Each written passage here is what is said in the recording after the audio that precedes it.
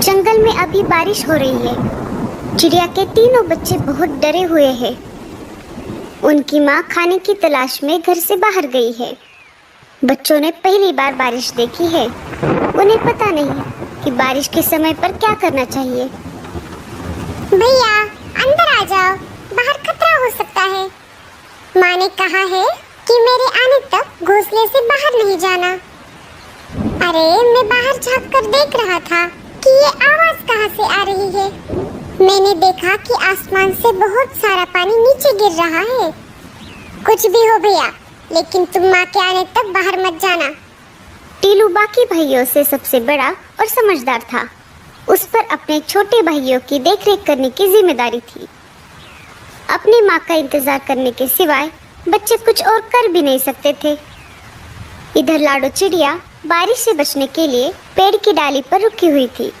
उसे भी अपने बच्चों की चिंता हो रही थी। मेरे बच्चे ठीक तो होंगे ना? बारिश शुरू होकर भी बहुत समय हो गया है।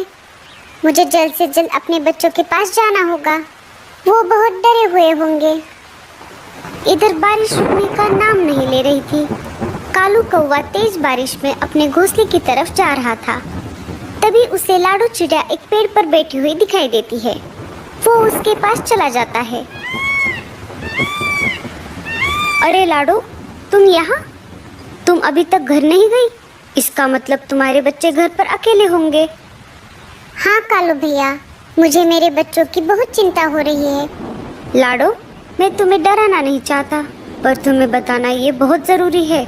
सुना है एक खतरनाक चीलों का झुंड हमारे जंगल में घुस आया है। हाँ कालू भैया, मुझे ये बात पता है। जब मैं कल बुलबुल चिड़िया के घर गई थी, तब मैंने देखा कि एक चील बुलबुल चिड़िया के बच्चों को खा रहा था।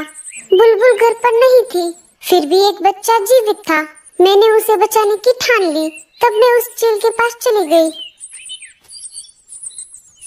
अरे ओ चील, छोड़ दे उस बच्चे को, नहीं तो तेरा बहुत बुरा हाल होगा।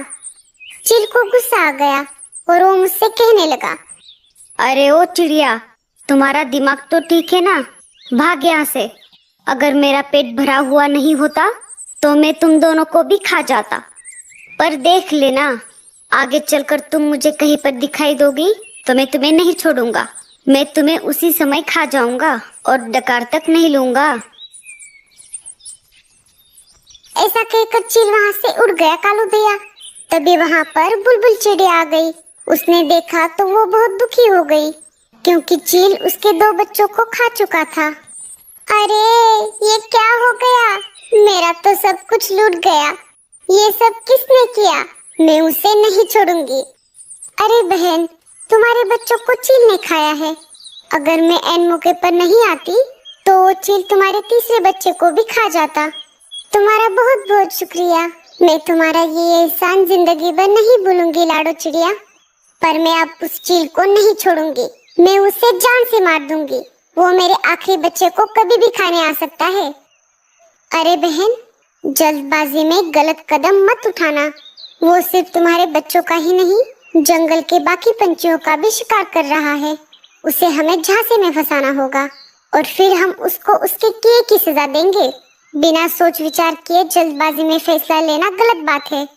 ठीक है बहन, मैं कौन सा भी गलत कदम नहीं उठाऊंगी। अच्छा, तो ये सब हुआ था। बुलबुल चिड़िया के साथ तो बहुत बुरा हुआ। हम उस चील को तो क्या, बाकी सारे चीलों को भी नहीं छोड़ेंगे। हम उन सब को जंगल से खदेड़ देंगे। तुम जल्दी घर जाओ। हाँ कालू भैया, बारिश रुके या ना रुके, मुझे कैसे भी करके मेरे बच्चों के पास जाना होगा। ठीक है लाडो, मैं चलता हूँ। कालू वहाँ से निकल जाता है। बारिश बहुत तेज थी। खुद की जान की परवाह ना करते हुए लाडो तेज बारिश में अपने बच्चों की तरफ निकल पड़ी। बारिश की वजह से उसे उड़ने में दिक्कत हो रही थी। उसके पूरे पंख भीग चुके थे, फिर भी वो रुकने का नाम नहीं ले रही थी। उसे अपने बच्चों के पास जो जाना था